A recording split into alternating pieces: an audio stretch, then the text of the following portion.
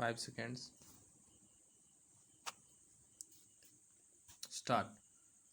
I am glad to welcome you to the first meeting of the University Grants Commission. In accordance with one of the recommendation of the Central Advisory Board of Education, the Government of India decided in 1945 to set up a University Grants Committee. The functions of this committee were confined to the three central universities and it was only an advisory body.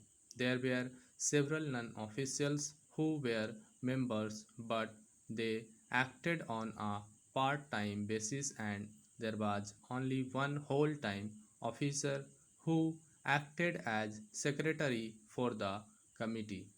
With this limited personnel and the circumscribed powers, it was not surprising that the University Grants Committee was not able to make any effective contribution to the development of university education. In 1947, the committee was reconstituted with somewhat enlarged membership, but since the functions and the official assistance remained more or less the same, this committee also did not prove effective. In 1952, the Government of India therefore decided to set up a reconstituted University Grants Commission with a full-time chairman and full-time secretary and with enlarged membership. It was intended that this commission should look mainly after the four central universities and be entrusted with the following functions: 1. To advise the government on the allocation of grants in aid from public funds to the central universities; 2. To advise the government on the allocation of grants in aid to other universities and institutions of higher learning, whose case for such grants may be referred to the Commission by the government; and 3. To advise the universities and other institutions of higher learning in respect of any question referred by the government to the Commission. After the passing of the Constitution, the central government was entrusted with an important responsibility in higher education in respect of the coordination of facilities and the maintenance of standards in the universities. The government considered various measures for the discharge of this responsibility and came to the conclusion that it could be best fulfilled by the establishment of a Council of University Education by an Act of Parliament. A draft bill to set up a Council of University Education was accordingly prepared and circulated to the universities in order to secure the largest possible support and cooperation from them. The draft bill was considered by the Inter-University Board, which agreed with the objects of the bill as such. The government accepted this recommendation as it itself felt that a properly constituted University Grants Commission with enlarged powers and functions could discharge these duties more effectively. This also appeared to be in consonance with the recommendations of the University Education Commission.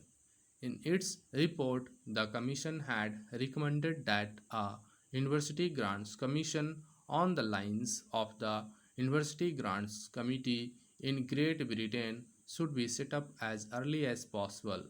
The Scientific Manpower Committee had also recommended the provision of generous grants for the development of postgraduate facilities in the universities.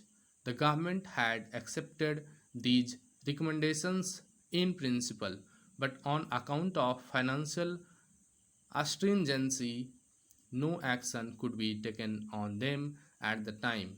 After the acceptance of the 5 year plan, it was known that some funds had been provided for the improvement of university education, and the Ministry of Education considered the time appropriate for the establishment of a University Grants Commission. Further discussions have been held by the government to increase the quantum of these funds, particularly in view of the fact that the University Grants Commission would have to deal not merely with the four central universities but all the universities of India. I am happy to announce that we are now in a position to establish a statutory University Grants Commission with larger funds to look after all universities, and this commission will also serve as an instrument of university reform. A draft bill has been prepared, and it is hoped that this will be presented to Parliament at an early date. The consideration of the bill by Parliament and its enactment is likely to take some time. The government, however, felt that in view of the growing problems of the universities, immediate action was needed. It has therefore considered it desirable to set up a University Grants Commission in accordance with the resolution of November last and allow it to start functioning immediately. This commission will consist of 5 members and have one person as chairman. In order to ensure that the universities do not look upon it as an external body, it has been decided to associate a number of vice chancellors with it.